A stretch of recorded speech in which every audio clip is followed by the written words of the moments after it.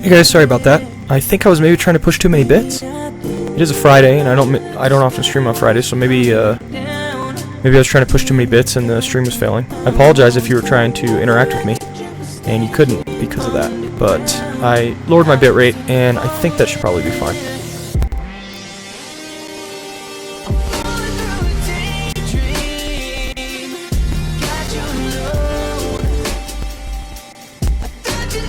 And he goes into a lot of detail on these giants and all that type of stuff.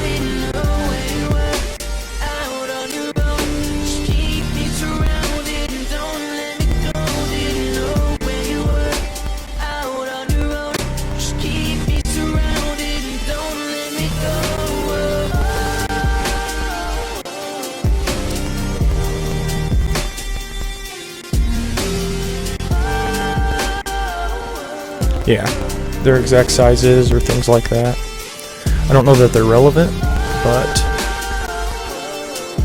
I think Goliath, the story of Goliath, is maybe related to this. I'm going to put that as at least a question.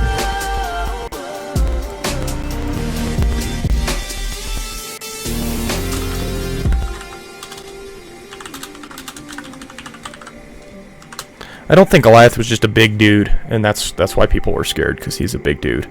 I think the part of the issue with Goliath is that he's a descendant of these guys, right? Which is sketchy.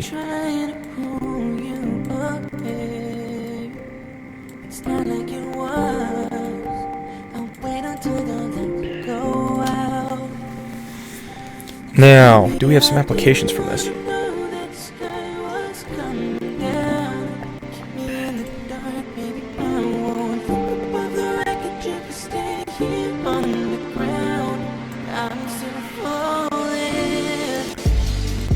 I think I had some applications here.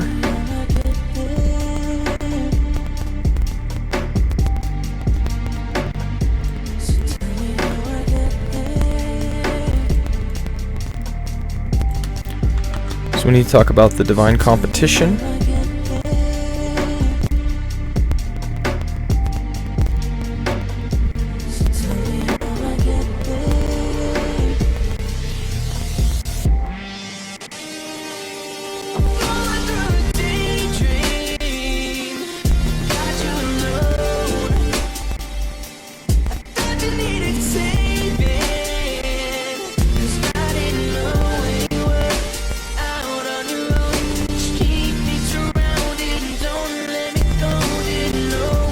The competition probably goes along with the Year of Your Father, the Devil.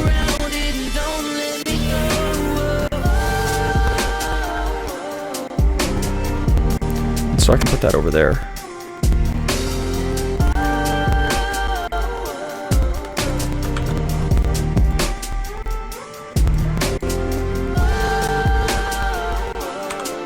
I'll just put Godhead's competition.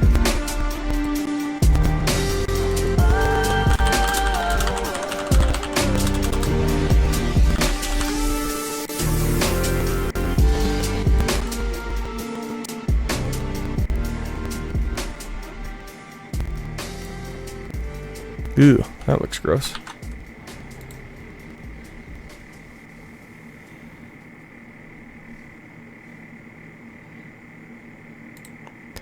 Maybe you can just stretch this and put it across the bottom or something.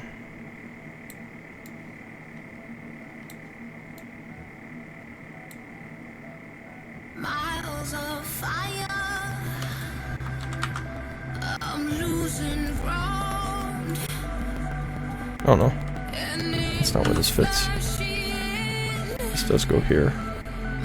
But this one, so this one needs to come up a little bit. Yeah. Nice. Nice. Boom. Big and bold. I like it. God has competition. Whose side are we going to be on?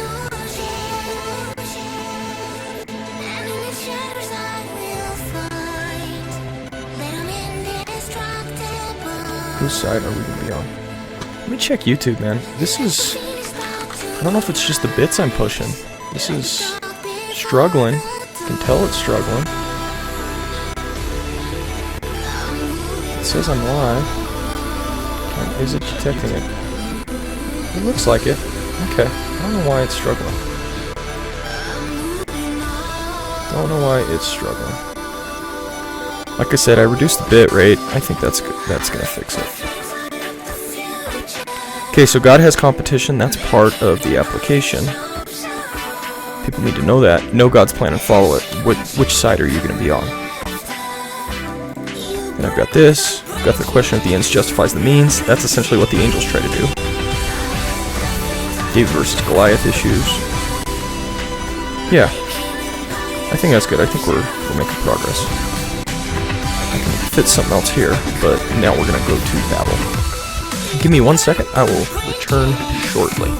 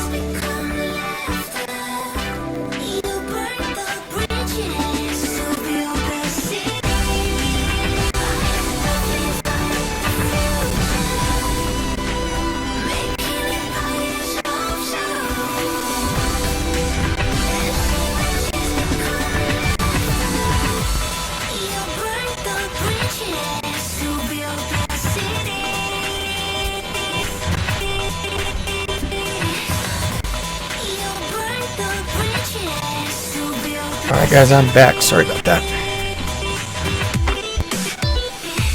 I have returned. Okay, so we're making good progress.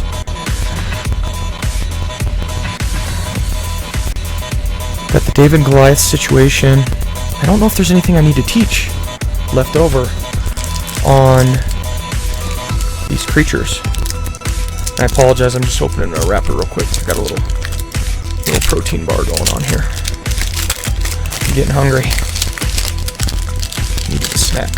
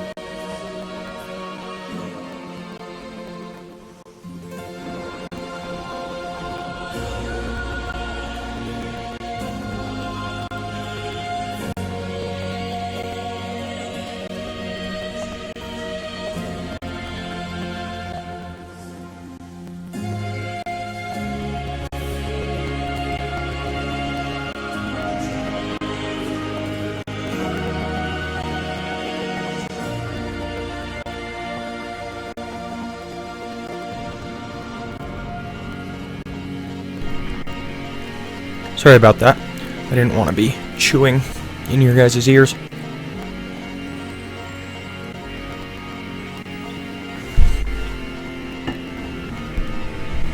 Okay.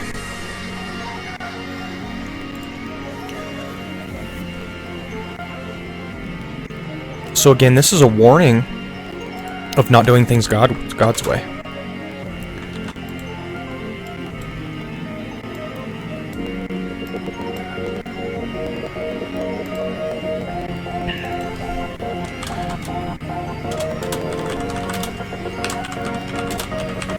If we try to do things our own way, it is not going to work out by any stretch of the imagination. So we got to do things God's way. Finally, fallen dominion.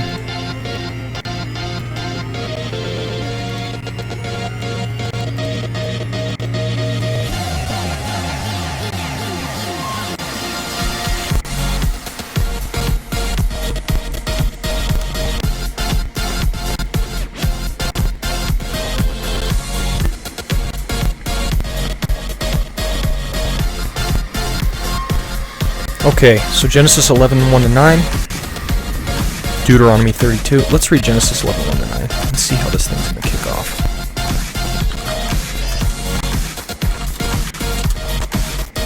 Now the whole world had one language and a common speech. As people moved eastward, they found a plain Shinar and settled there. And they said to each other, "Come, let us make bricks and bake them thoroughly." They used brick instead of stone, and tar for mortar. Then they said, "Come, let us build ourselves a city with a tower that reaches to the heavens, so that we may make a name for ourselves, otherwise we will be scattered over the face of the whole earth."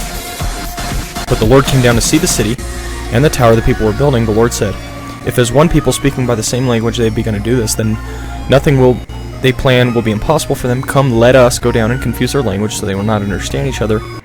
He scattered them over the whole earth, and they stopped building a city. That's why it's called Babel. The Lord confused their language on the whole world. From there, the Lord scattered them over the face of the whole earth.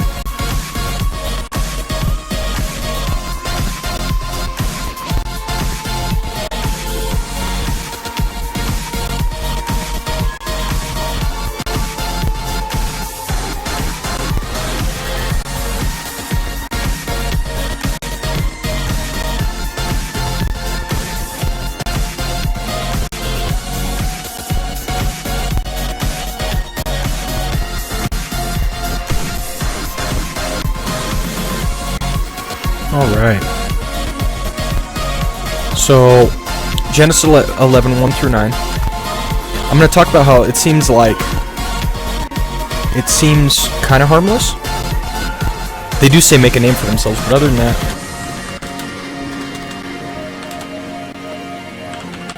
it doesn't seem like too bad. Like, oh, we just have a language, you know. The one thing is to make a name for themselves, right? But they are directly disobeying God's command in Genesis. Genesis 1:28, I believe it is.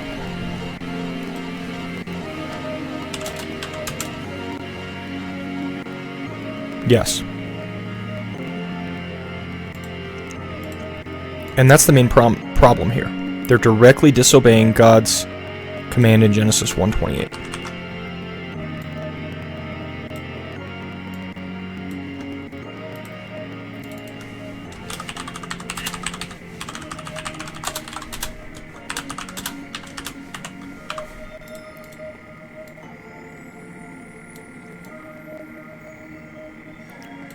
So I call this fallen dominion because they aren't taking dominion over the earth like God told them to. They're doing things their own way, just like the angels tried to do. Now it's them. Really us. This is our history. This is our past.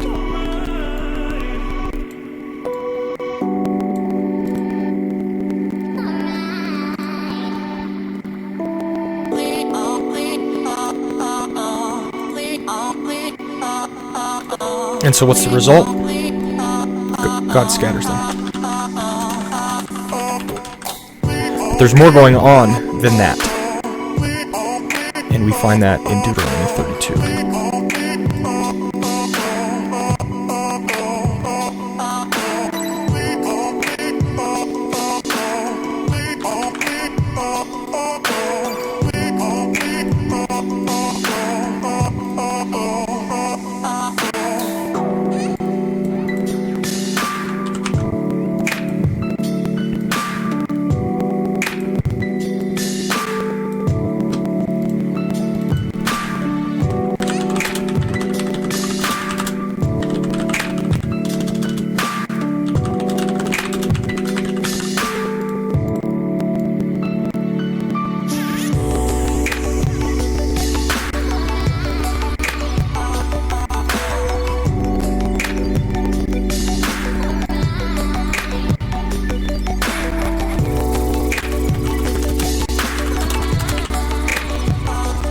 There's much more to it than that. That's why we go to Deuteronomy 32.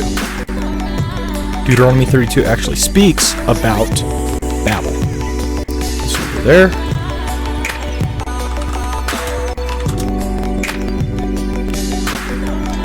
Listen, you heavens, I will speak. Hear you, earth, the words of my mouth. Let my teaching fall like rain, and my words descend like dew, like showers on new grass, like abundant rain on tender plants. I will proclaim the name of the Lord. O praise the greatness of our God. He is the rock. His works are perfect. All his ways are just. A faithful God who does no wrong, upright and just is he. They are corrupt and not his children.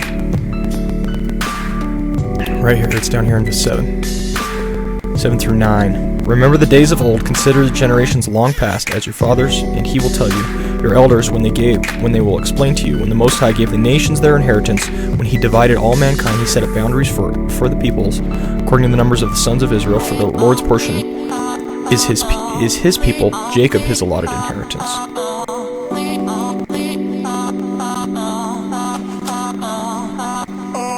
Seven to 9. Deuteronomy 32, 7 to 9.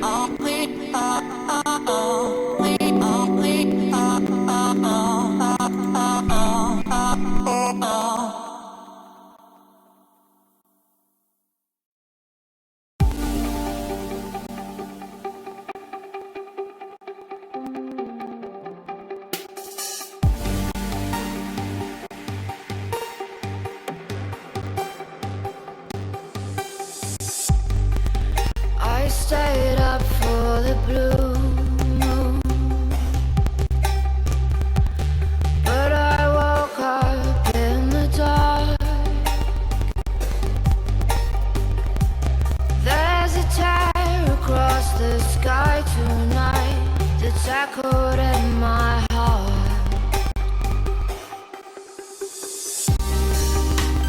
I see your truth, the strength that lies buried at your root. I know you're beautiful, tethered by the path you have to Deuteronomy 32, 7 to 9 explains it.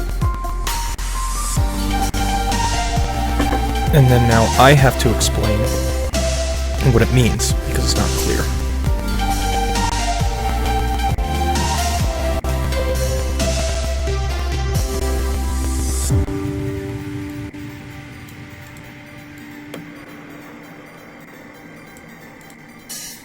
And so I need to bring up the Septuagint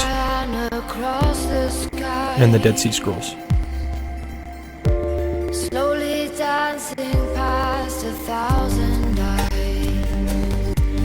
They can't see her disguise or break through her armor. And verse 43 is relevant as well.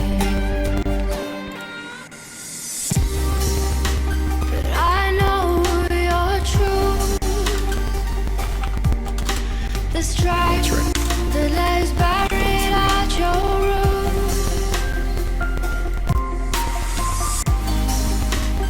I know Now what does it say in the NIV? Rejoice, you nations, with his people, for he will avenge the blood of his servants.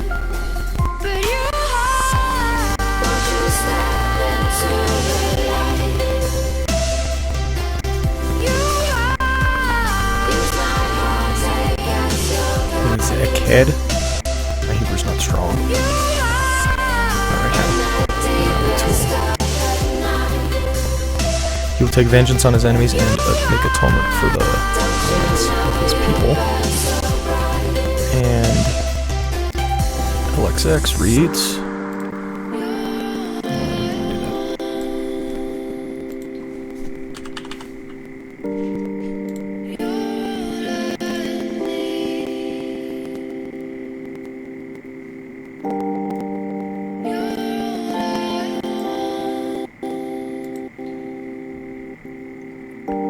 $32.43.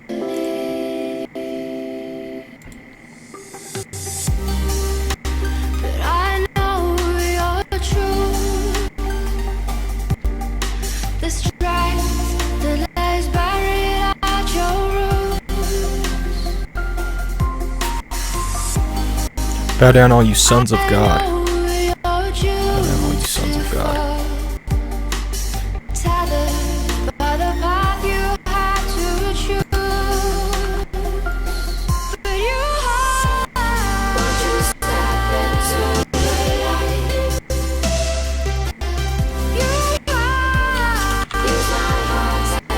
So people need to know the context of this.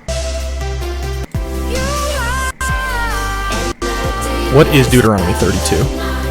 It's a song of Moses, and it's very prophetic.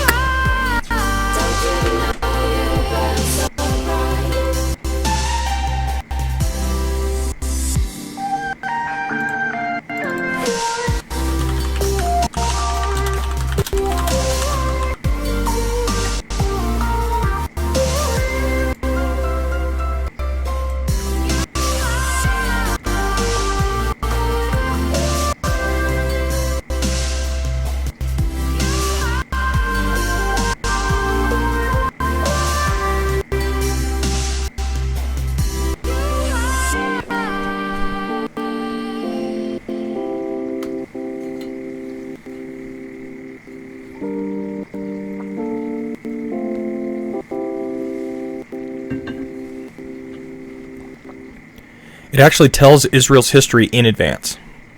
It says what's going to happen. Looking back when she was young, living wild and free, a life an empty book filled with magic memories.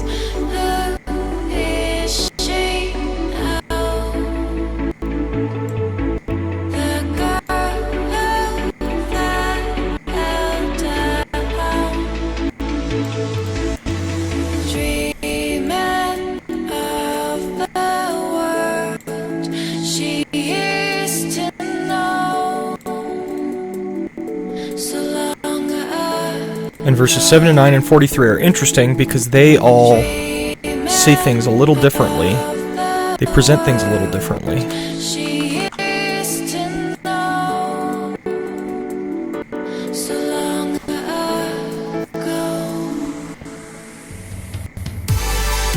And let me just get this right. Verses 7 to 9 in the LXX.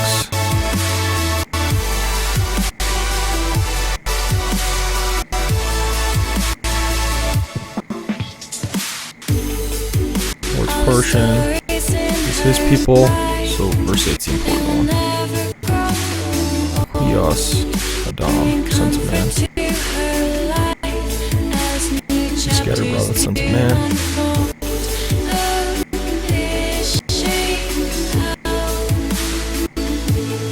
He set the limits of the people or the nations. According to the angels of God. Right there.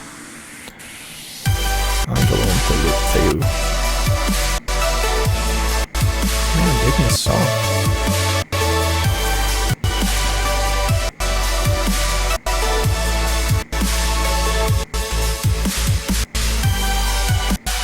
Yeah, this is chill. I'm liking this.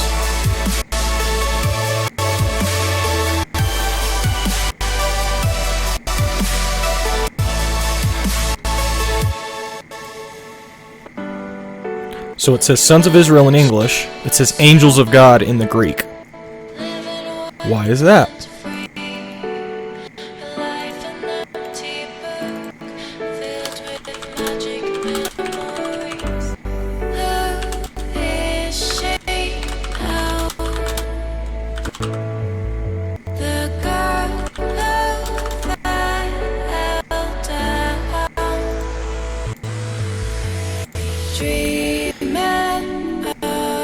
So English, sons of Israel.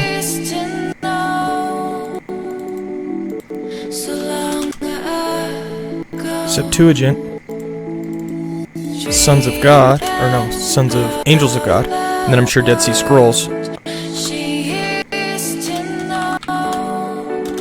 are going to be sons of God.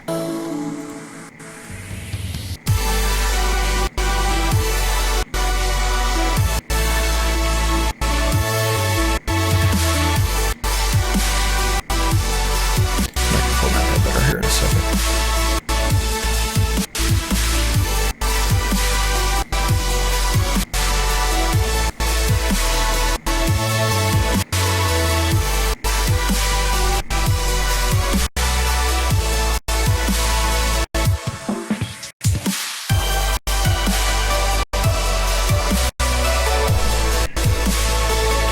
Project Gnarly on Twitch says, greetings.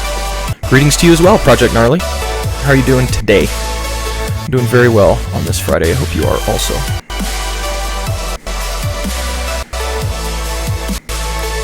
Okay, right here. Dead Sea Scrolls replaces Children of Israel with Sons of God. So that's the 3-step process. Project Gnarly, Fridays are good. I agree. I'm having a very good Friday. Things are going well today. So English has Sons of Israel in Deuteronomy 32:8. Dead Sea Scrolls have Sons of God. And the Septuagint has Angels of God. They go full bore in the Septuagint with their translation. Which other platform are you streaming on? Should I hop over there? Asks Project Gnarly. I'm on Twitch, YouTube Live, Mixer, and I'm on Facebook. I'm happy for you to use any platform. I currently stream using multi-streaming. And I'm happy to interact with you on Twitch if you'd like. However you want to go. It all works for me. It all works for me. So this is interesting, these 3 different translations. English, Sons of Israel. Dead Sea Scrolls, older manuscript says Sons of God, which is a little more open. And then Septuagint goes full bore and says Angels of God, because that's how they translate Sons of God. That's how they interpret Sons of God. And that's relevant, because now the text is saying something different than you would think it says in English.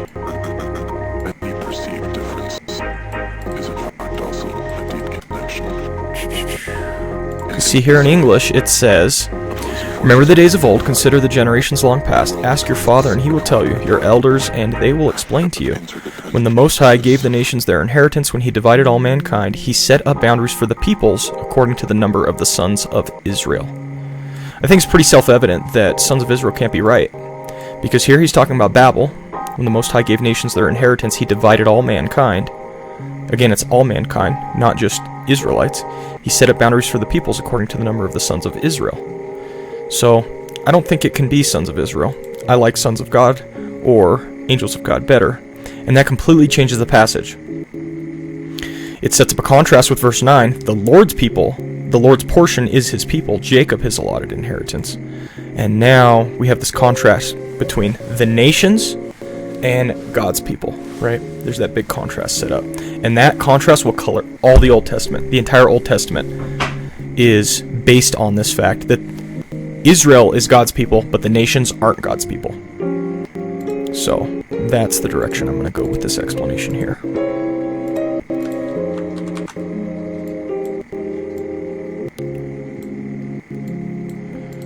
So a verse 8 contrast is what I'm looking to demonstrate. Verse 8 contrast.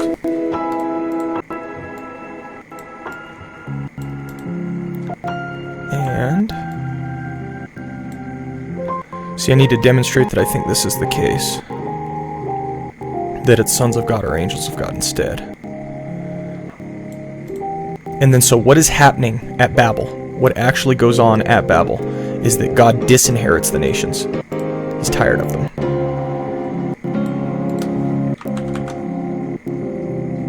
So I'm going to put that down as well.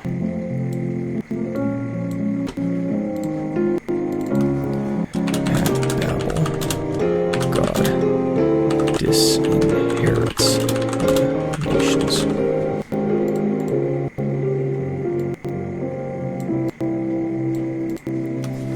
Project Gnarly on Twitch says, is this for clarity or do you have the hope for the outcome of the study?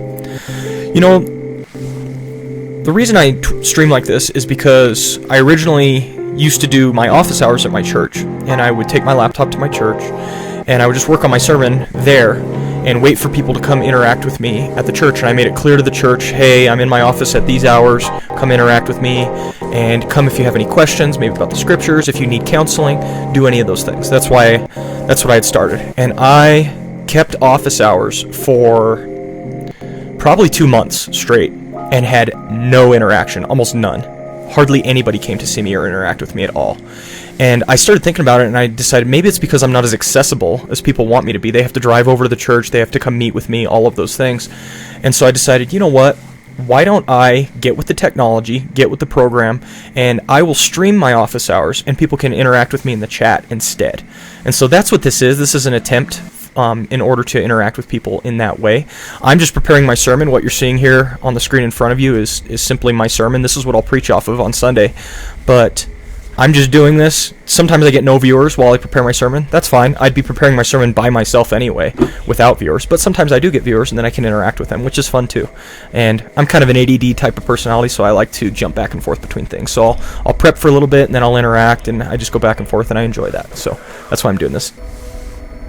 And not many people came. Yeah, exactly. Nobody came. Hardly anybody. And I get much more interaction with people on here. And again, you can see there aren't a whole lot of viewers, even across the 4 platforms that I'm on. It's not like I have a ton of viewers, but every once in a while I get a few, and sometimes the streams are really interactive, and I enjoy it. I get one person come in, they ask a lot of questions, and we just interact back and forth. And so that's fun as well. But other than that, I'm still just preparing my sermon, so it's a win-win for me. How many currently viewing, if you don't mind asking? You're actually the only one. Across all 4 platforms, I only have 1 viewer, that's you. Now, through this session, I've had probably 2 to 3 other people pop in. I've had somebody pop in on Facebook, and they interacted with me a little bit there. And then after they left, another person popped in on Facebook. So it's just interesting. Sometimes I get people interact with me a lot on Twitch, and then I've had somebody on Mixer, and then I also have some people who love following me on YouTube. So it's just a mixed bag. I do have a following of somebody who follows me on YouTube, and they actually go back and watch all the streams. They're working right now, so they're not able to interact with me. In fact, they might be sleeping because they work nights, but they're not able to interact with me on some of these. But then they go back and they watch the live streams after the fact, and then they interact with me with comments. And so I just do that. So yeah, good questions. Yeah, exactly, the VODs. They go and interact with the VODs and leave comments and all that type of stuff. So it's interesting. I haven't been doing this very long, maybe a couple months, but I'm trying to get more consistent because I think, you know, I know this is never going to be a massive stream, but I try to do it consistently so the people who enjoy it and like interacting with me have the opportunity to do so at a consistent time. So that's what I'm trying to do. That's the direction I'm trying to go. Alright, so at Babel, God disinherits the nations. What I need to do is I need to separate verse 43 and this idea of it being prophetic, because that's... I just need to do 32, 7, and 9.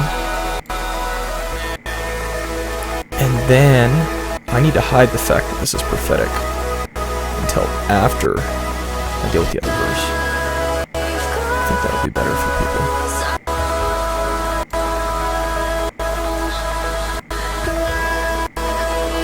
Verse 8, I've got that contrast.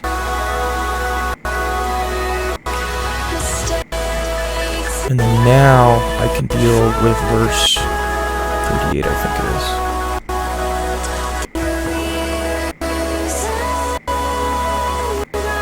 No, 43. Verse 43 I can deal with now.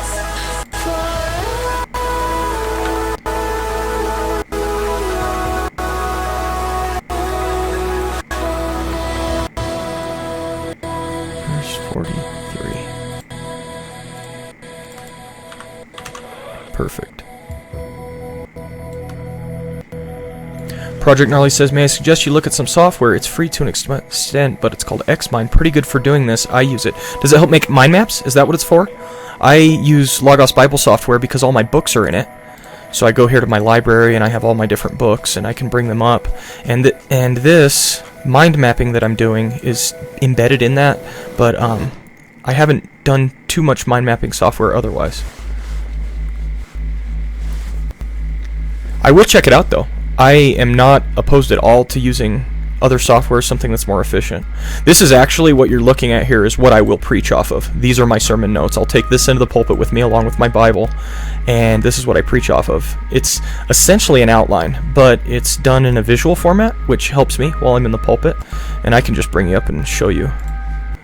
I've got tons of them. All these ones that say sermon. I can just pull up a random one. They're all mind maps that I've done on different texts and different scriptures and different things like that. And so I just build these mind maps in the middle of my software, but I would be happy to check out a software that does it more easily. This, I think Logos Bible software is good, and the last update they implemented this, they call it the Canvas tool, but I'd be happy to check out other software, so I'll check out Xmind. Okay, so I want to point out verse 43 to people. I want to tell people that it's a prophetic song of Moses, and that will help them then to see our difference in verse 43 between the English and the Septuagint. Rejoice, you nations, with this people, for he will avenge the blood of his servants. He will take vengeance on his enemies and make atonement for the land and his people. And instead, we're going to hit them with, rejoice, O heavens, together with him, and bow down to him, all you gods. For he will avenge the blood of his sons, and will render vengeance to his enemies, and will recompense those who hate him, and atone for the land of his people. Now you have God at war with these other gods, right? These sons of God, these angels, who he's set in charge over the nations.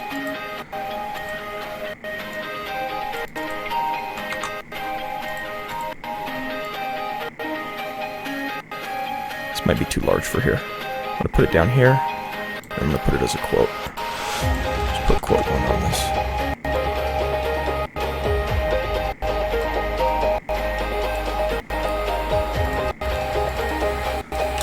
Quote 1 is verse 43 out of the Dead Sea Scrolls.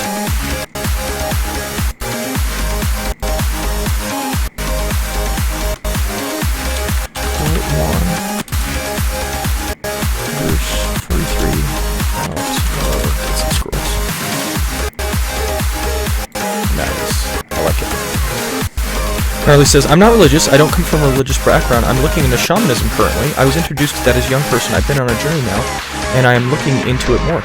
Project Gnarly, that's cool. I'm a pastor. I wasn't born as a Christian. I was essentially an agnostic through the majority of my high school years and into college. And then I became a Christian in college. And I decided after I became a Christian that I wanted to I loved preaching and teaching, and I wanted to teach the Bible. And so after I finished college, as an engineer, no less, I went into the industry and I work an engineering job.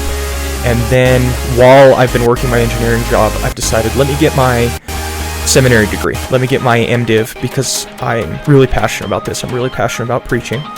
And then after that, I started attending my church here and helping out, and then our pastor had to leave because of health issues in his family. And so the position opened up, and the church voted me in. And so now I'm the pastor of the church. I haven't quite finished my degree, but I am the pastor of the church. And it's been an interesting ride. So it's fun. I'm open to a lot of different, spiritual journeys and those types of things. I love talking about this stuff. Obviously, I believe the Bible. Obviously, I'm a Christian, but that does not mean that I'm afraid of those who think differently than me. In fact, I think I love talking with people who think differently than me, because I think I have a lot to learn from them. So yeah, I enjoy that, and I appreciate you sharing that. Alright, so I am not on Deuteronomy 32. I'm actually on Genesis 11. 9.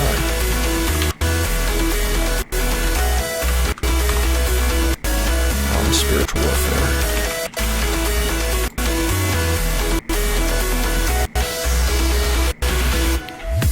Genesis 11, 18. This song's a little too loud for me. Or hyper, maybe. I'm looking for something more chill right now.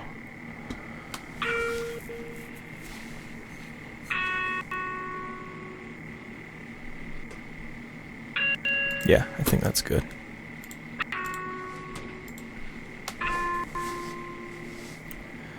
Prophetic song of Moses tell Israel's history in advance. Quote 1, I've got down here. It's verse 43 out of the Dead Sea Scrolls. So the case I'm going to make is that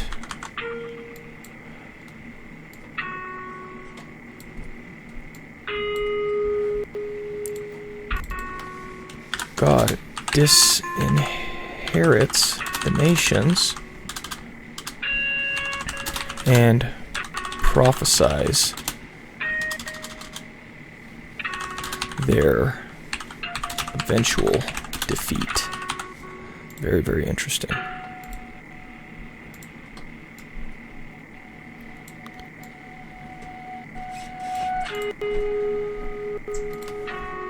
And he sets essentially demons to rule over the nations. He says, fine. You guys don't want to do it my way? You don't want to follow what I have to say? Fine, do it your way. That's essentially what's happening here.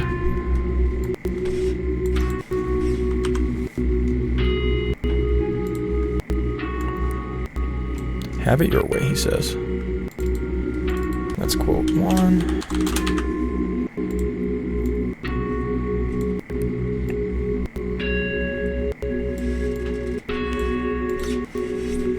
Quote 1, have it your way.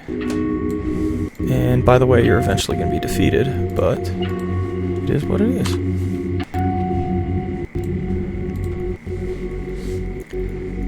So verse 43 here can go away, and here's where I need to really plug in some application, because I've got a lot of content here and I don't have much illustration, I don't have much application, I'm just explaining a lot of stuff and I don't want people to be bored.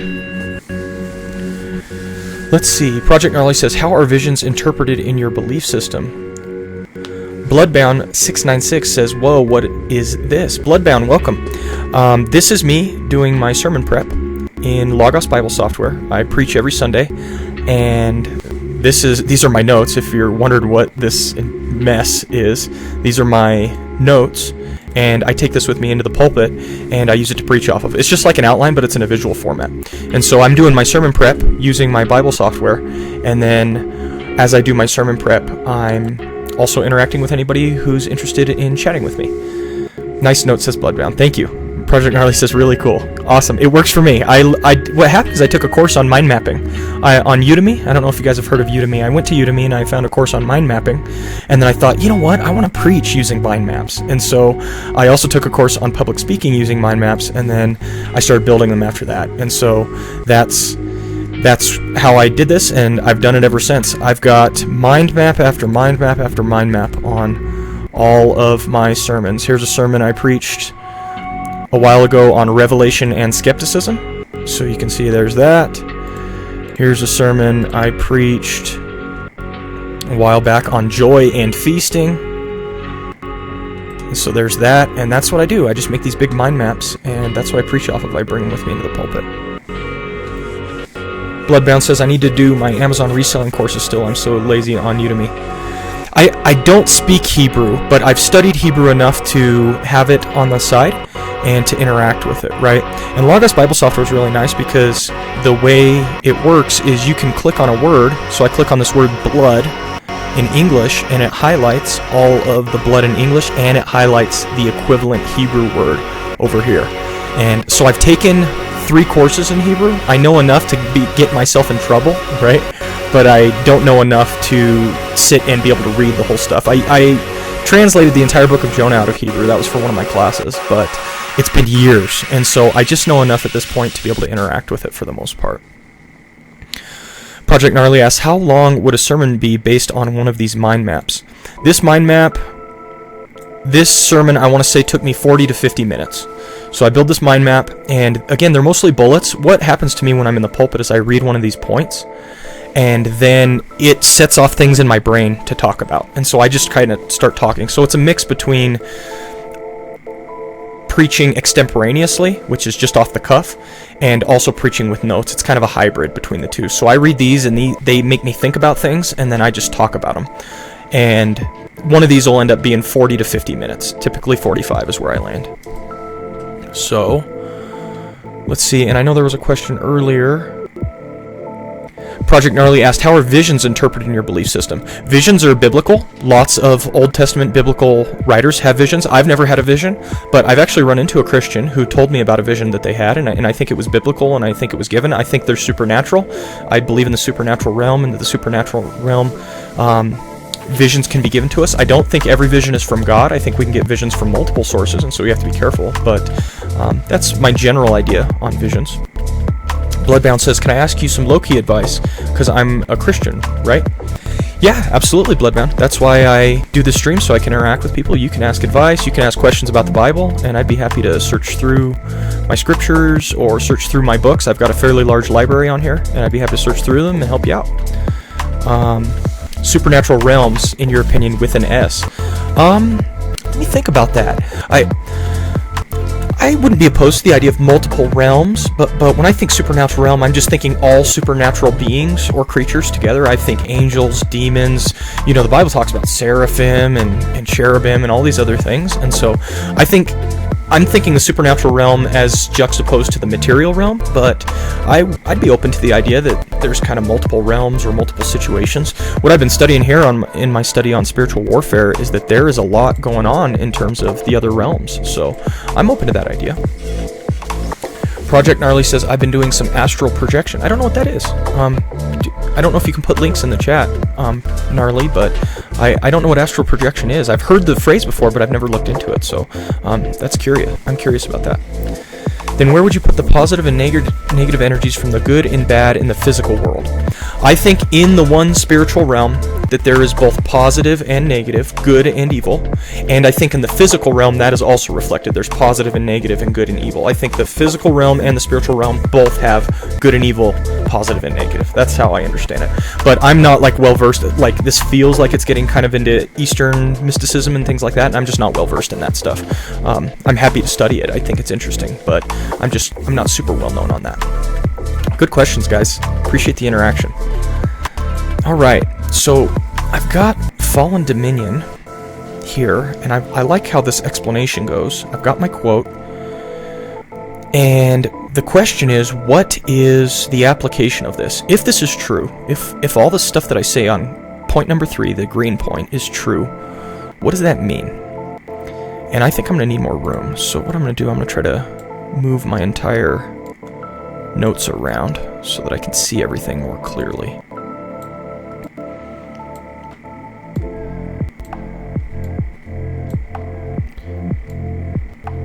And then this will allow me opportunity to speak to more points in my application.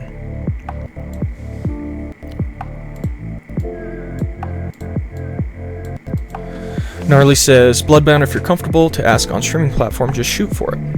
Bloodbound says, okay, some of the issues with God's salvation plan. When we are forgiven, like officially after death, if I'm forgiven, what happens to my memories? I don't know, every dirty joke or memories of my pets, family members that I know died atheists, etc. What will become of my personality, my consciousness? Wow, Bloodbound, that's a very, very good question. Now, what I think happens, and I think there are biblical reasons to understand this or believe this, is I think when we die, our consciousness, who we are, carries on into the I'll call it the new heavens and new earth. Okay, the Bible talks about the new heavens and new earth, and I think our consciousness, who we are, our thoughts, all of those things, I think all of them carry on into the new heavens and new earth, and we just receive new bodies, if you will. We receive new spiritual, but they're not purely spiritual either. It's kind of weird. Think about when Jesus, he dies physically, then he's resurrected physically, but then he ascends into heaven in a physical / spiritual type of way. And I think that's what happens to our bodies. I think our bodies become sort of like a physical, spiritual, something different than they currently are. But I don't think our consciousness changes. I think we keep our consciousness, and I think we'll be recognizable. I think we'll be able to recognize people in the new heavens and new earth, in the afterlife. And so I think that's what happens. I don't have a lot of scriptures coming to the top of my head right now to describe that, but reading the entire biblical narrative and understanding what happens, I think leads me to that conclusion, that we will keep our consciousnesses, and we will interact with people just like we did on earth, but we'll interact with people in the new heavens and new earth. So that's kind of my understanding. I don't know if that covers everything you asked, and please feel free to ask a follow-up if you have any more questions, but that's what I think happens.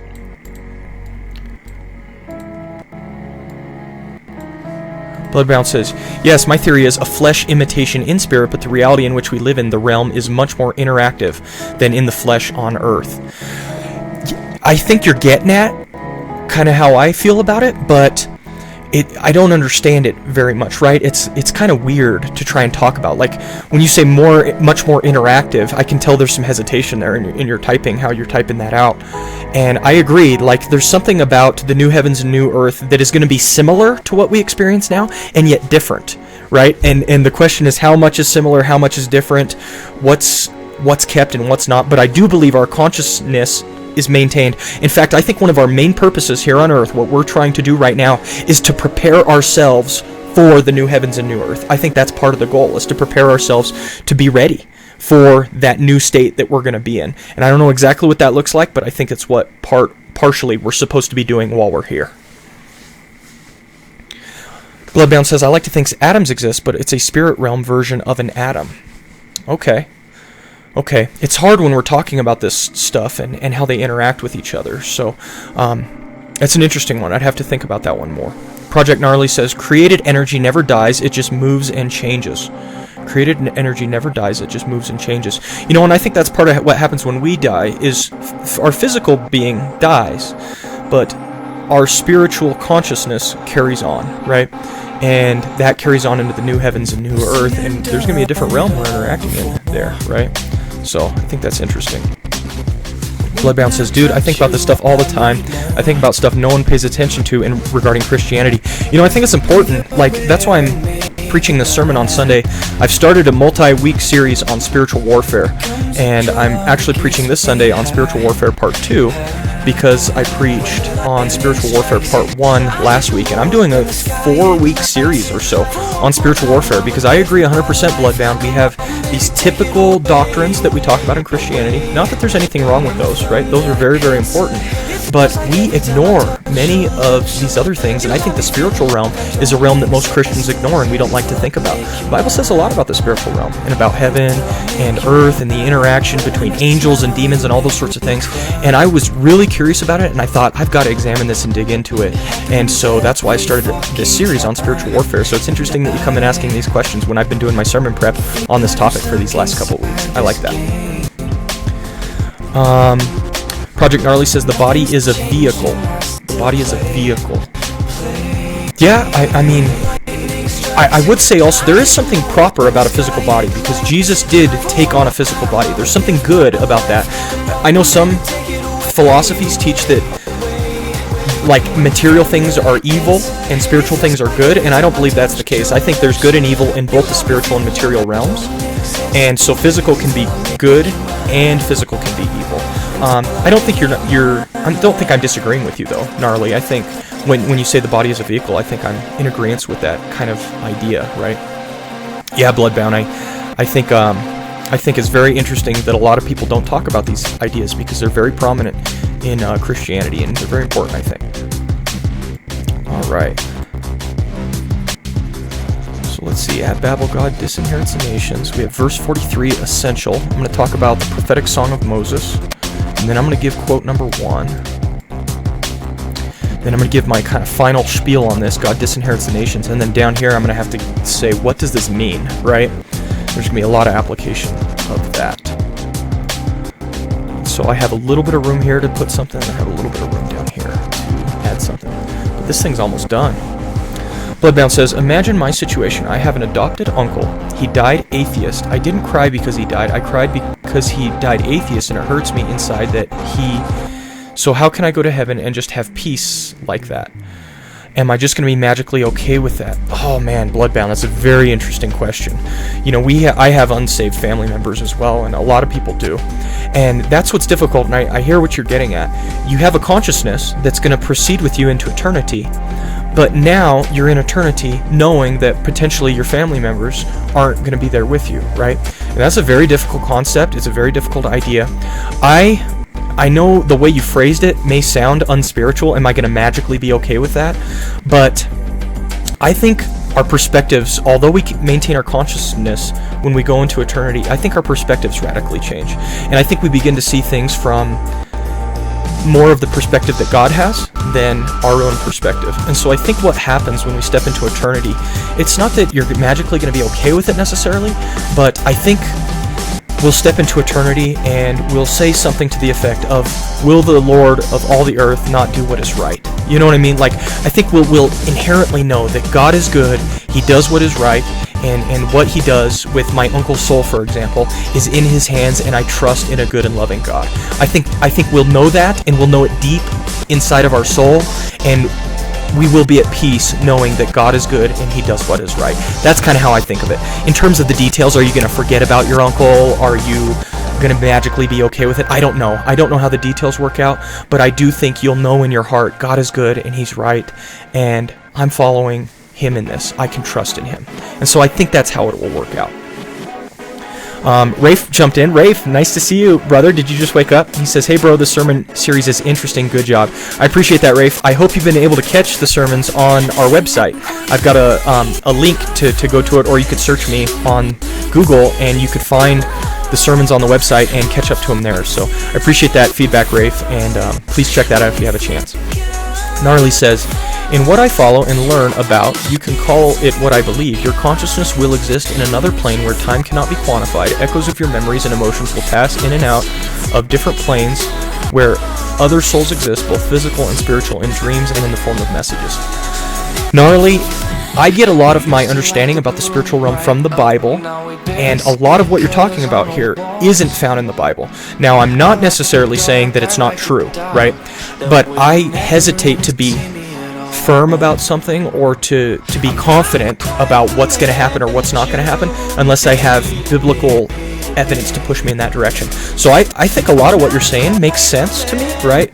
These ideas, but the Bible doesn't necessarily use some of that language and some of those terms, and so I'm just trying to sort it through in my head and trying to figure out, okay, how will that look for us? So again, I think that's a very interesting concept, Gnarly, and I'm going to think about that and how it interacts with what the Bible has to say on the topic, because it's rife with information on that.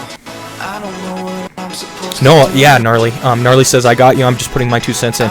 I appreciate that.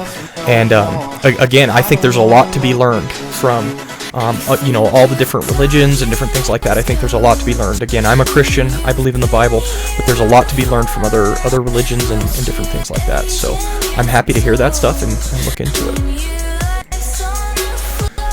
Rafe, did you get a chance to read any more of The Unseen Realm?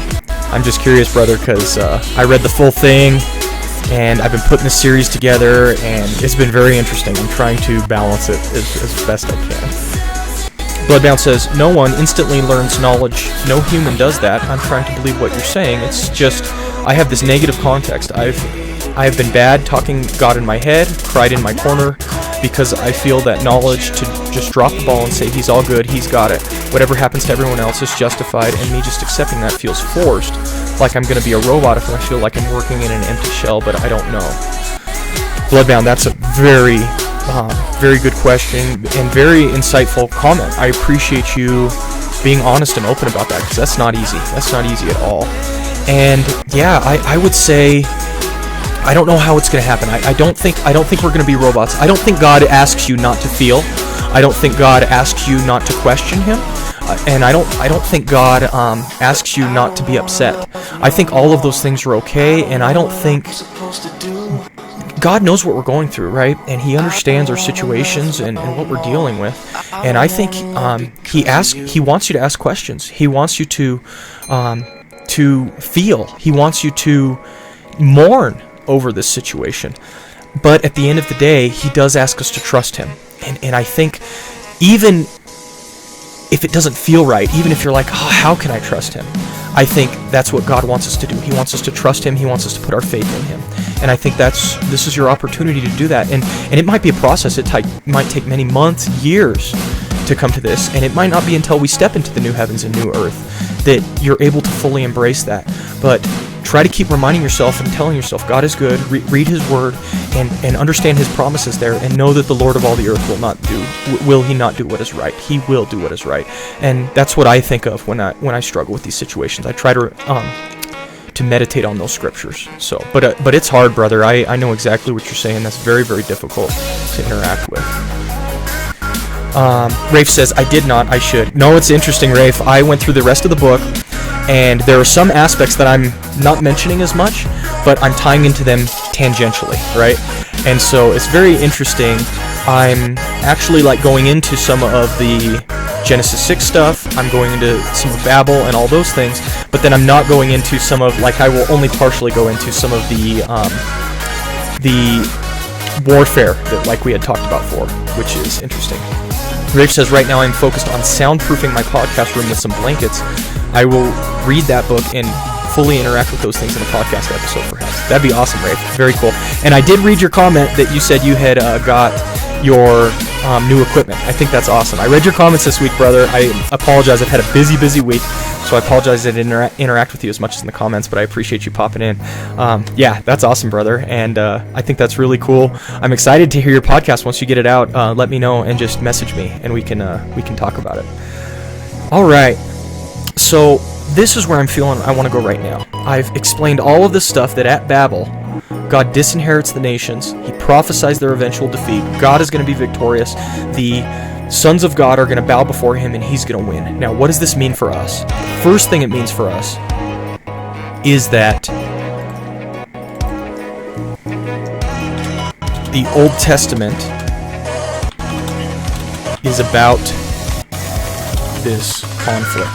I think a lot of people read the interactions between the different nations in the Old Testament, and they're kind of confused. They don't know what's going on. But the Old Testament is all about this conflict between God, whose people are Israel, and the nations, whose gods are essentially demons.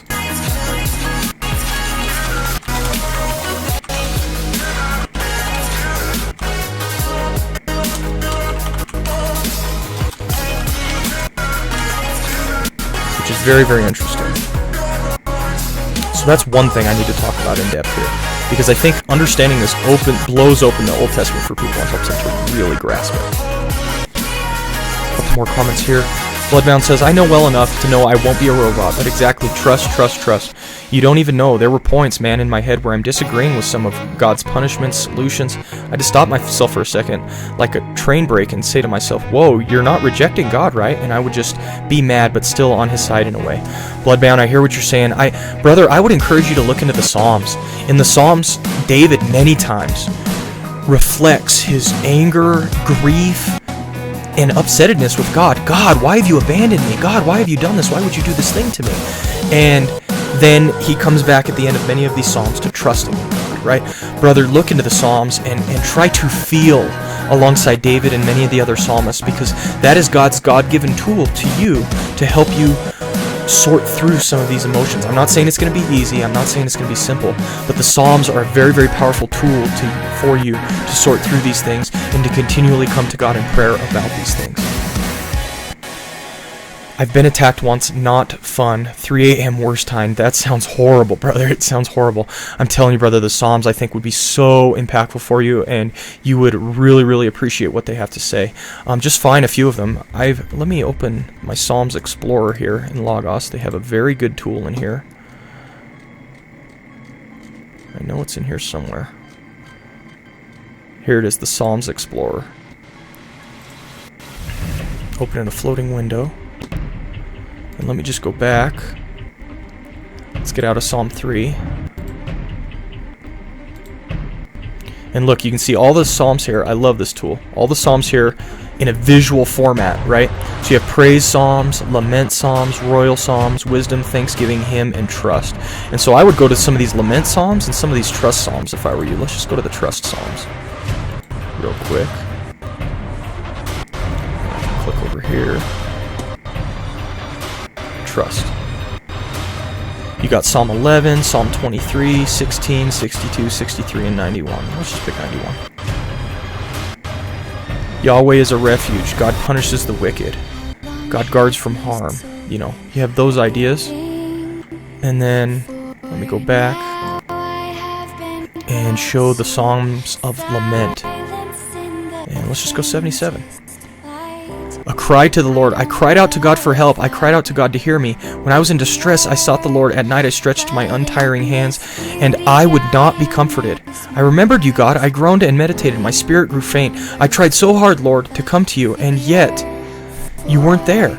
You kept my eyes from closing. I was too troubled to speak. I thought about the former days, the years of long ago. I remembered my songs in the night. My heart meditated. My spirit asked, will the Lord reject forever? Will he never show his favor again? Where are you, God? Where are you in my time of need? Where are you in my struggle? And if you go down further and further, the waters saw you, O God. The waters saw you and writhed. The very depths were convulsed. The clouds poured down water. The heavens resounded with thunder. Your arrows flashed back and forth. And he turns back to praising God for who he is. Your path led through the sea, your way through mighty waters. Though your footprints were not seen, you led your people like a flock by the hand of Moses and Aaron. You led your people like a flock. And the psalmist is doubting, complaining, all of these things, and yet, God, I know that you're here for me. Even themes, I can go to doubt right here.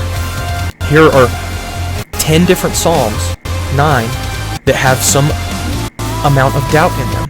We have these lament psalms, we have these praise psalms, we have these wisdom psalms. And so, Psalm 31, prayer for deliverance. In you, Lord, I have taken refuge. Let me never be put to shame. Deliver me in your righteousness. And you have all of these doubts and distress. Strength fades away. Adversaries have made my life miserable. Why are things so hard? I call on you, Yahweh, to save me.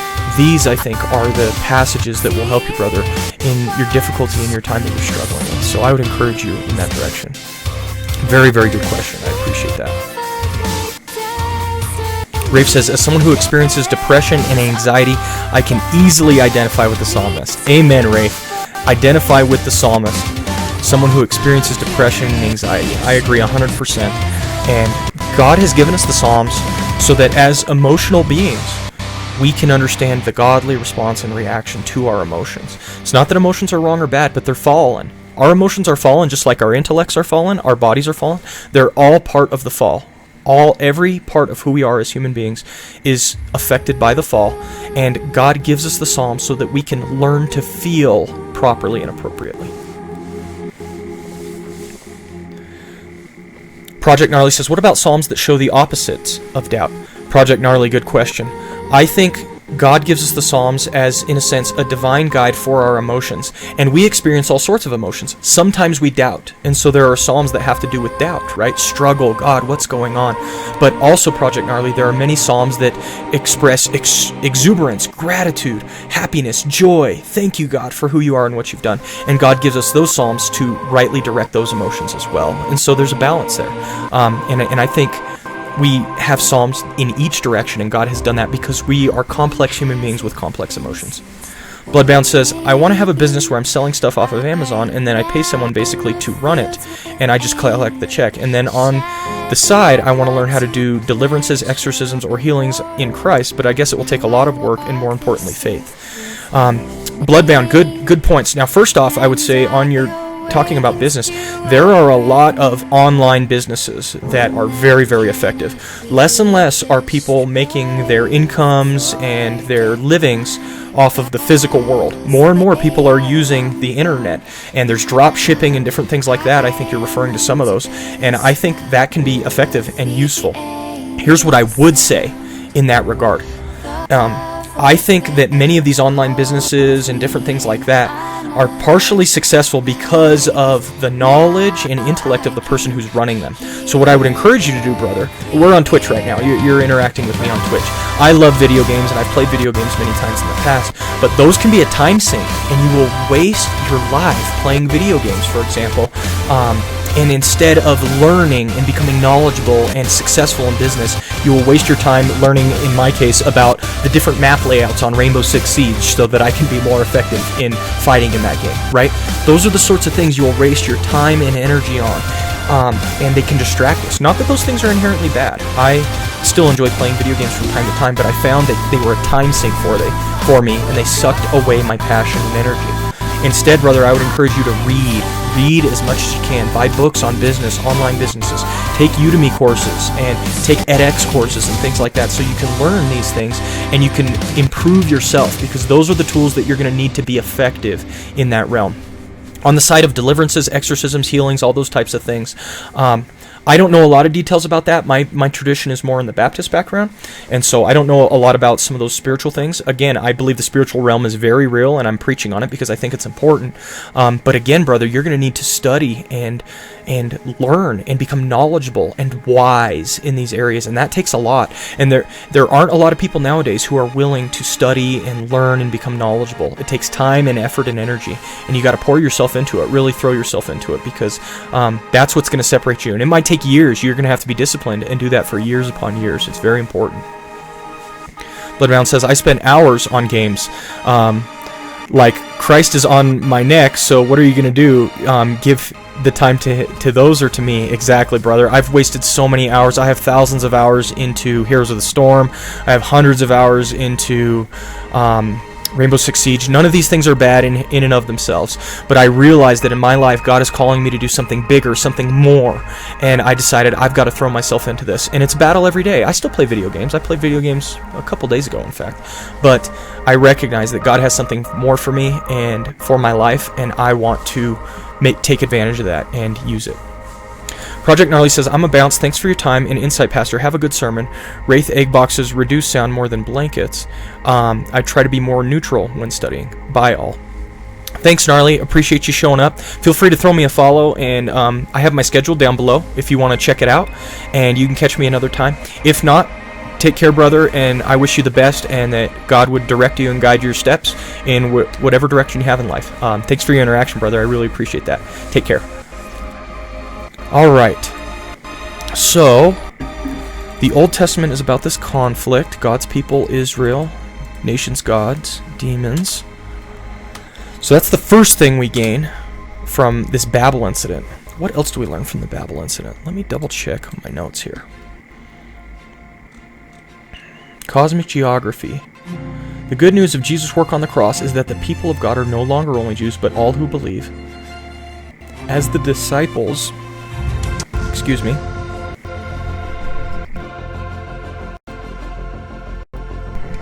As the disciples go out into the world, the domain of Satan is transformed into God's territory. The kingdom of God advances, regaining control of the nations.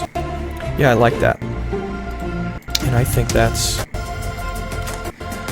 So this is what all the Old Testament is about, this conflict. The New Testament is also about this conflict, but it's about Jesus taking over. It's about Jesus pillaging Satan's domain.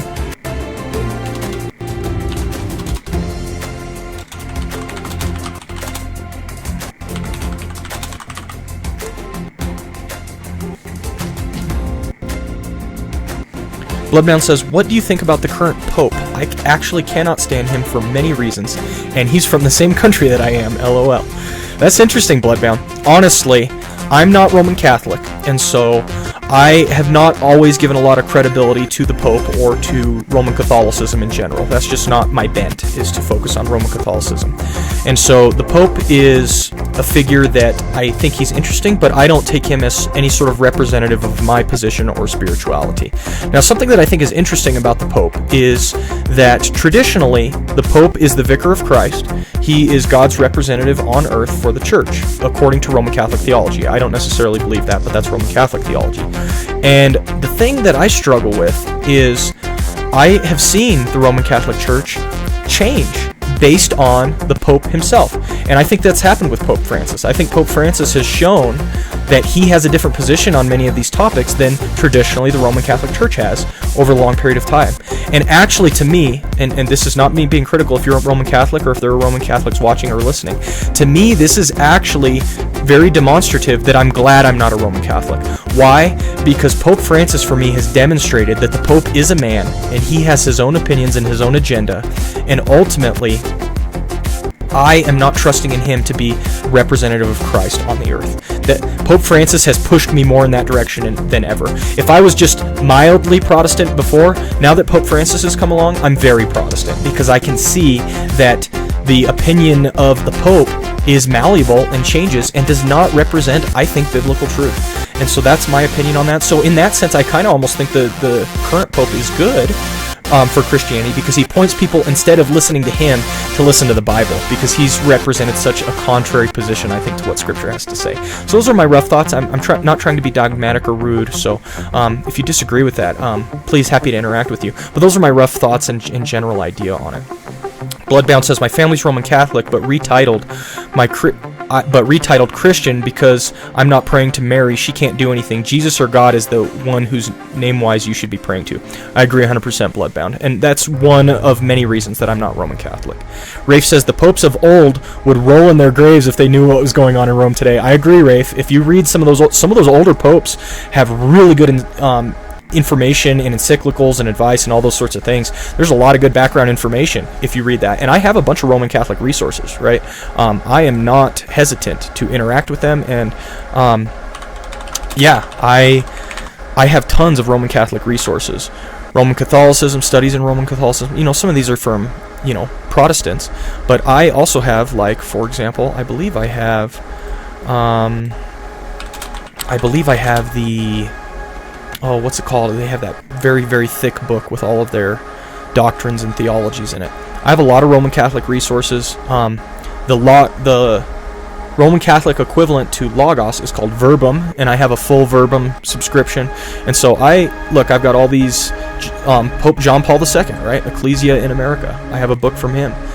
This whole Vaticana, I'm sure if I type Vaticana in here, I'm going to get a ton of works. I've got nearly 300 results of Vaticana, credos, all sorts of different things.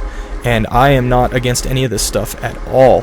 I love reading it and learning from it, but there's a reason I'm not Roman Catholic, and that's one of the reasons, is I think they've gone too far with the current popes and things like that. That's right, Rafe, the Catechism. That's what I was talking about. Let's see if I have the Catechism of the Roman Catholic Church. Bloodbound says, let's see, I'm getting far behind. Bloodbound says, he said the Bible is just stories. He said to a child, atheist dead father, it's basically okay because God is good and someone other comments related. Yeah, Bloodbound, that doesn't sound like biblical theology to me, and that's part of why I feel that way. Rafe says, so much for speaking ex cathedra. Exactly. Bloodbound says, I retitled myself Christian. No one else in my family did what I did because clearly I care about getting saved properly more. That's right, Bloodbound, and that's part of why I'm not Catholic, is because I believe salvation is to be found in Jesus Christ, no other name under heaven by which we must be saved, and we got to focus on the Bible, and so that's the direction I go on all that stuff. Bloodbound says, that lie isn't that God is good. The lie was that he just told the mother and his child what the Bible says about people who aren't saved, but hope to God he's okay, obviously. No problem, Bloodbound. Sometimes my typing isn't the best either. And exactly, we're called to be truthful, even if it's difficult, right? Even if it's difficult, we're called to be truthful and honest with people. Yeah, so you can see here, I've got the Catechism of the Council of Trent. I've got the Living Catechism of the Catholic Church. Catechismus Catholicae Ecclesiae.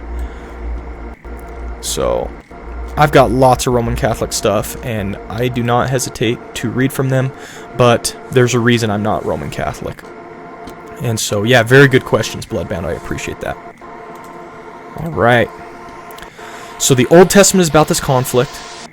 God's people are Israel. The nation's gods are demons. And then the New Testament is about Jesus taking over. He's taking the nations back from Satan. Ooh, what about the passage where Satan says, bow down to me and I will give the nations to you? That's very interesting. And I already read that in Mark. In fact, I don't even need to use a search. It's Mark 2, I believe. Maybe 3. No, it's before that. It's Mark chapter 1.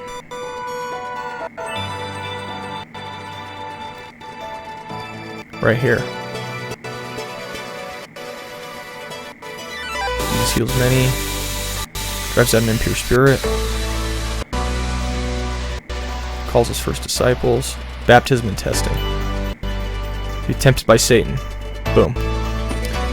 And I need to go to the cross references. It's right here. Matthew 4, 1 through 11.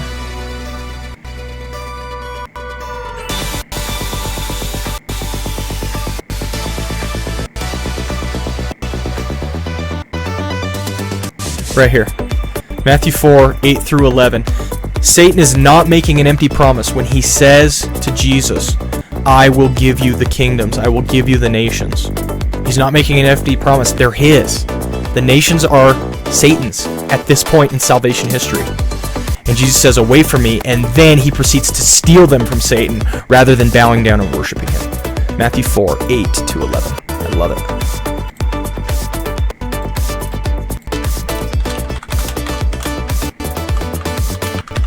And I think I can end there.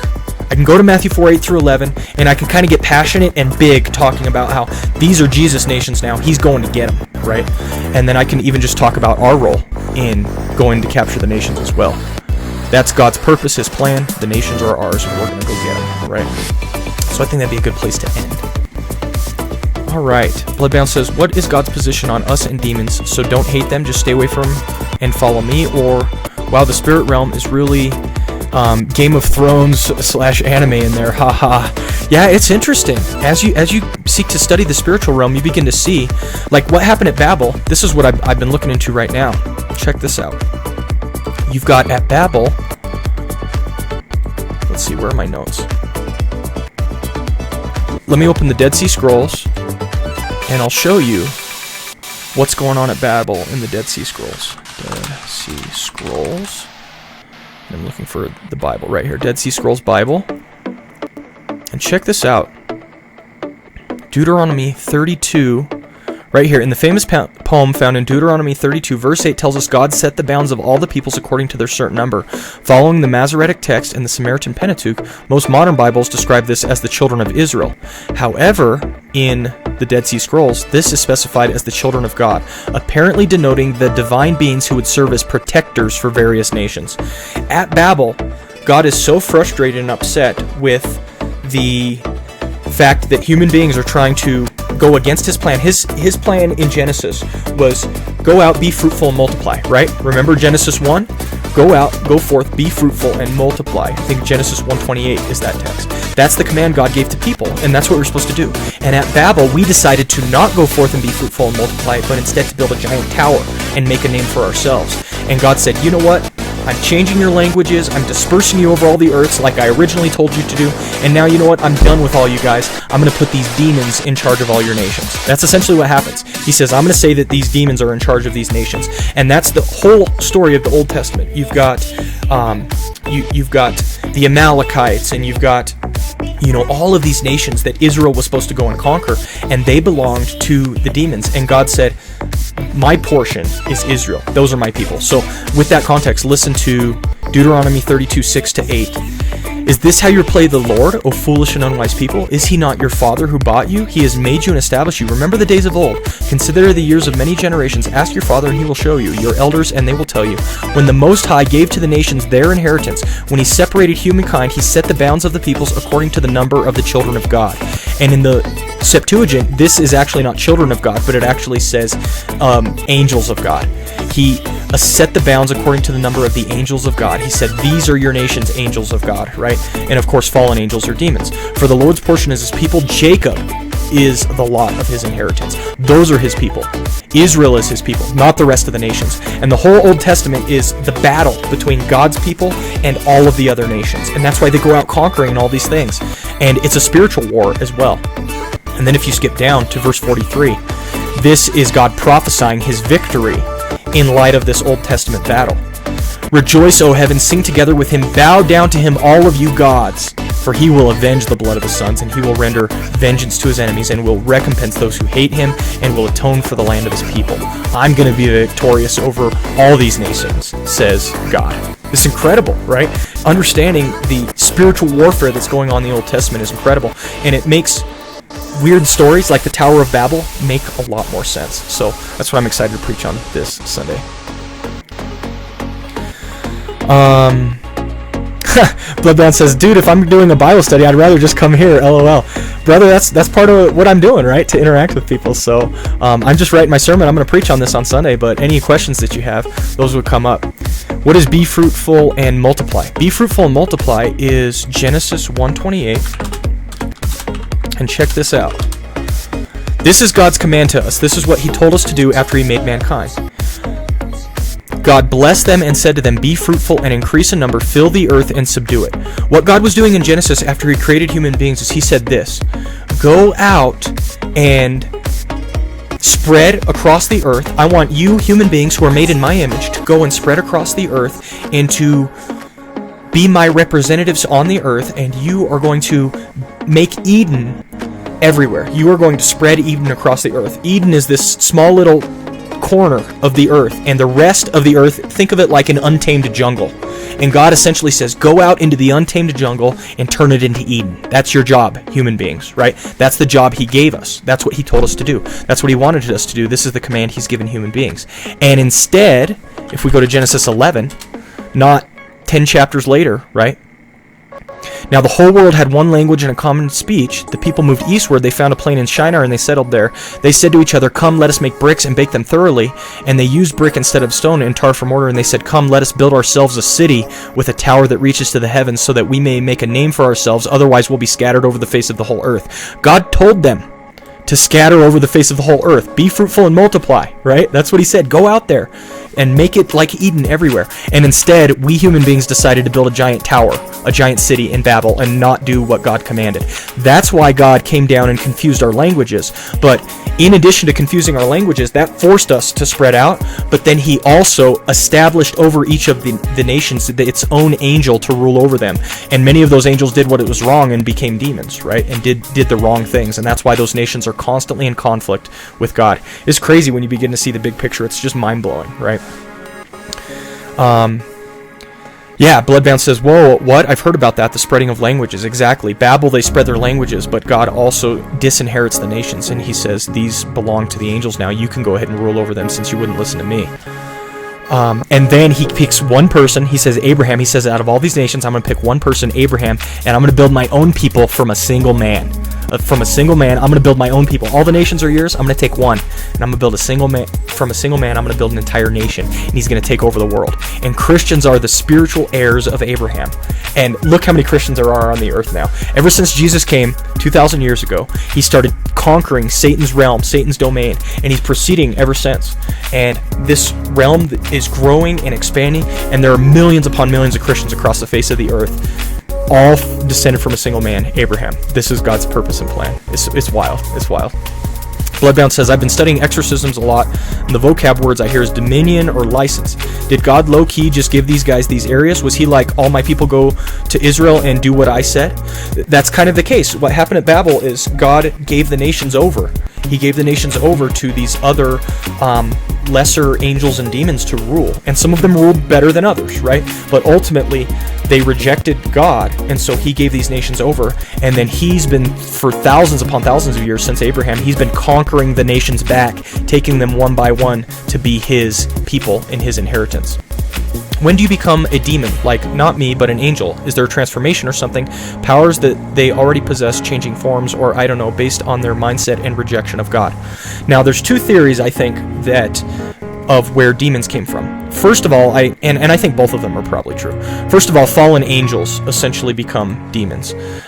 So, we have the story of Satan becoming a demon in, let me get it right.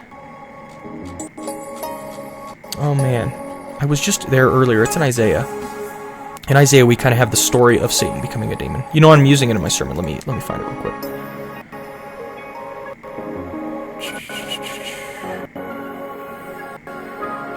Man, where is it?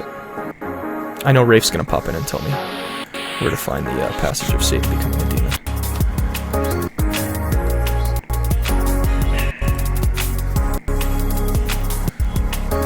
But demons are essentially just fallen angels, right? They're angels who decided not to do what God wanted them to do, but to do their own thing. They decided, I'm going to do this own thing. I've got my own plan. I don't need to listen to God. And that's essentially where demons come from. They decide to do their own thing. Here's a passage in Jude that talks about it a little bit. Listen to this. This is some of where demons come from. Jude chapter 1, verses 4 through 7. For certain individuals whose condemnation was written about long ago have secretly slipped in among you. They are ungodly people who pervert the grace of our God into license for immorality and deny Jesus Christ, our only sovereign and Lord. Verse 5. Though you already know this, I want to remind you that the Lord at one time delivered his people out of Egypt, but later destroyed those who did not believe, and the angels who did not keep their positions of authority. God put angels in positions of authority. They abandoned their proper dwelling. These he has kept in darkness, bound with everlasting chains for judgment on the great day. These are demons. I think these are demons. And they're angels who didn't do what God told them to do, right? So that's one piece of it. And then, here it is, Isaiah 14. I knew I'd find it. Isaiah 14 has a story about Satan and how he became a demon. Isaiah 14:12 to 15. How you have fallen from heaven, morning star, son of dawn, right? He was an angel. You've been cast down to the earth, you who once laid low the nations. You said in your heart, I will ascend into the heavens, I will raise my throne above the stars of God, I will sit enthroned on the mount of the assembly, on the utmost heights of Mount Zaphon. I will ascend above the tops of the clouds, I will make myself like the Most High, but you are brought down to the realm of the dead, into the depths of the pit. Here's how Satan became a demon, right? And then the other theory on demons is in Genesis 6. And I think both are probably true, like I said. In Genesis 6, you have these weird creatures. The Lord said in verse 3, My spirit will not contend with humans forever. They are mere mortal. Their days will be 120 years. Verse 4, The Nephilim were on the earth in those days, and also afterward when the sons of God and the daughters of humans had children by them, they were the heroes of old, men of renown. The theory is that when Nephilim die... What's a Nephilim? A Nephilim is a half spiritual, half physical creature. They're made when angels and humans come together, according to the Bible. And so human beings die and their souls pass on, but angels can't really die, right? Angels can't really die. So the other theory on where demons came from is that when a Nephilim dies, a hybrid being that's half spiritual, half physical, when a Nephilim dies, their spirit becomes a demon. That is the other theory.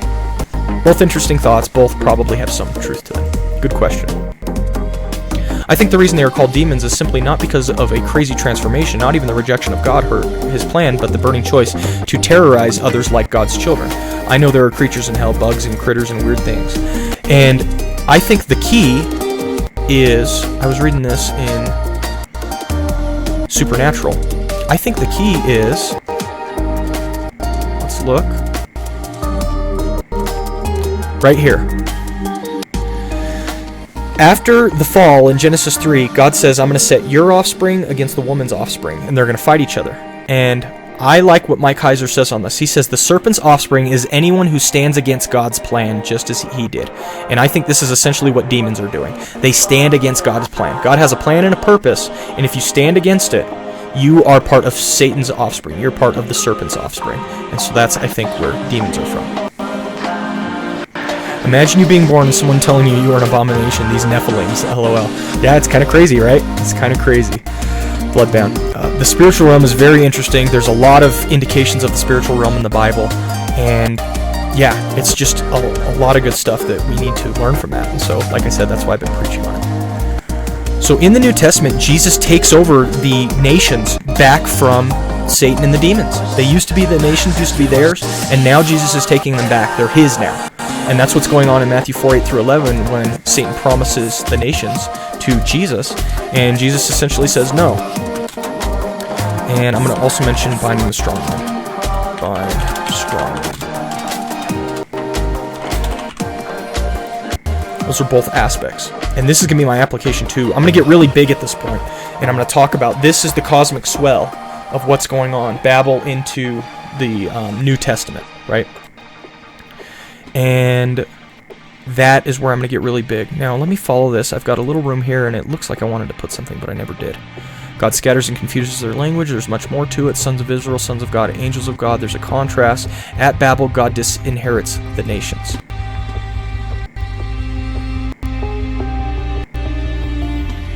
And so I need to explain that. I need to explain what that means.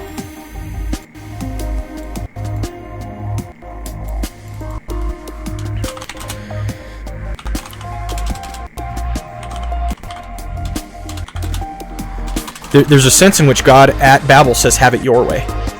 That's what he's essentially saying. And so I need to put that down. Let's see, have it your way.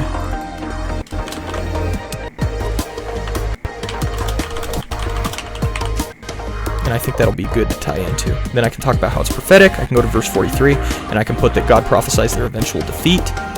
And then I can talk about this whole conflict, right? What's going on. And that this is Jesus' mission, to come back and claim the nations for himself. They're his. And we are his representatives on earth, and we are meant to continue to claim the nations. And this is why missions is so important. This is why missions is essential, actually.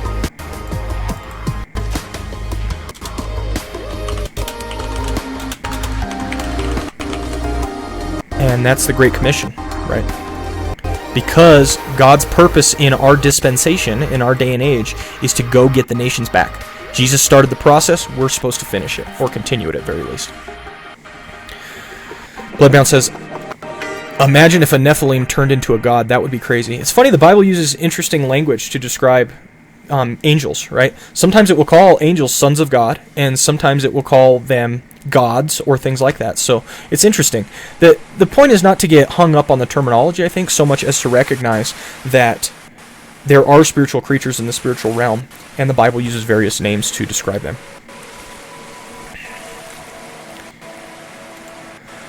Bloodbound says, why is God trying to create? Why is his will so stiff? I think God knows what's best for his creatures and creation. He has a broad vision and plan, but I think God also wants individual human agents and spiritual agents to be part of his plan. He wants to share his purposes and plan.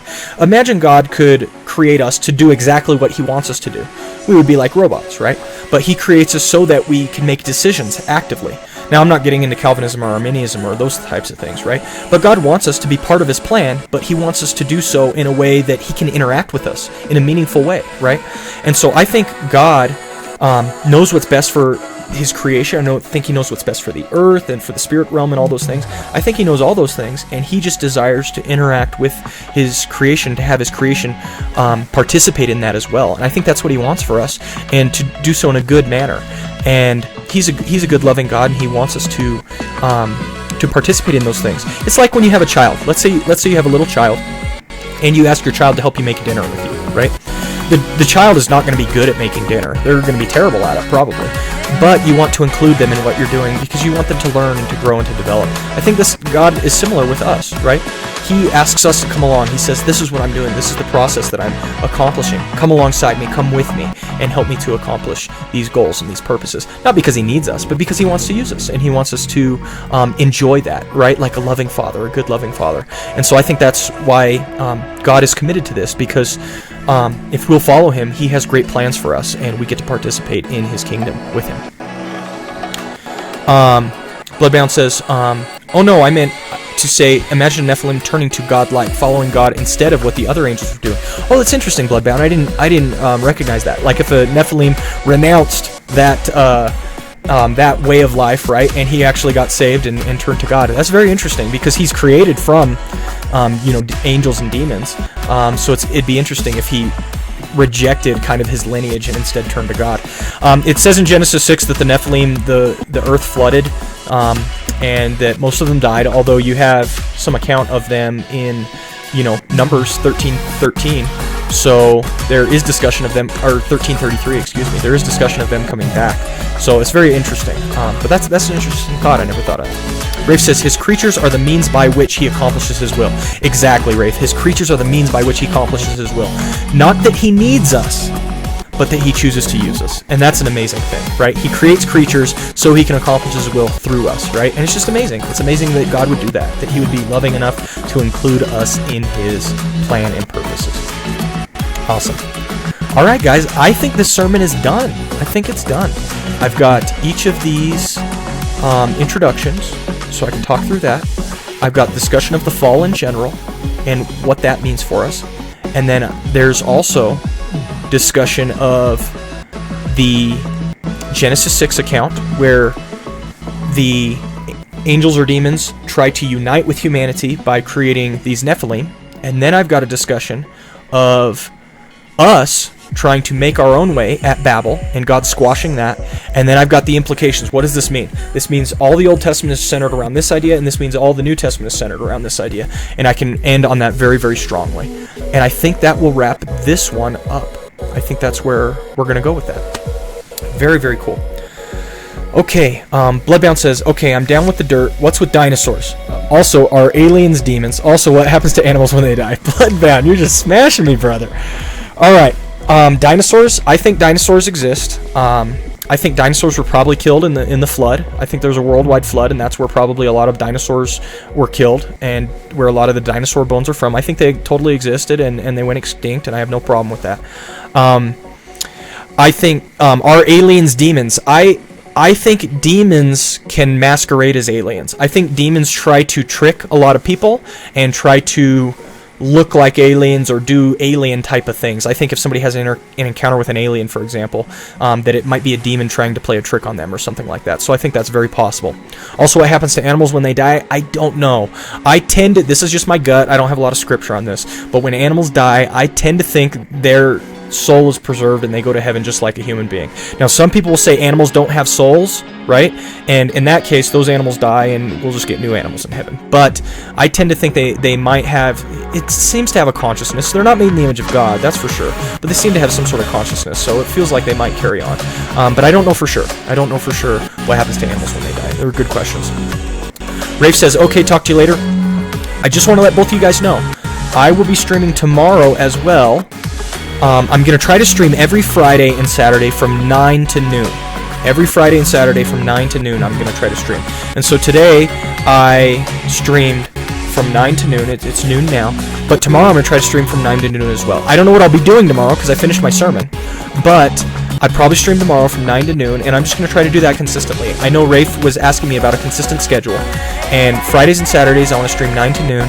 And then Mondays and Wednesdays, I want to try to stream 6 to 8 p.m., right? So keep on the lookout for that. I'm going to try to figure out what works for people, and especially where I can interact with people. And, yeah, I appreciate that, guys. Bloodbound says, I miss my pit bull Bella.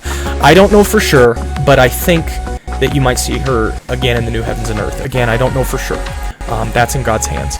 But, yeah, that's the direction I would go on. I have a little dog. I have a little corgi. Her name's Rory, and I love Rory. But, yeah, I tend to think that potentially there is opportunity for that new heavens and new earth. Yeah, Bloodbound says, yeah, there's just not enough scripture. Exactly. So, thank you so much for interacting with me, guys. Go ahead and hit the follow, hit the like, and again, I'll hopefully catch up with some of you guys tomorrow, and I'm going to be trying to go 9 to noon tomorrow. Really appreciate the interaction, and God bless. I hope you guys have a great Friday and a great rest of your weekend. Take care, guys. Bye now.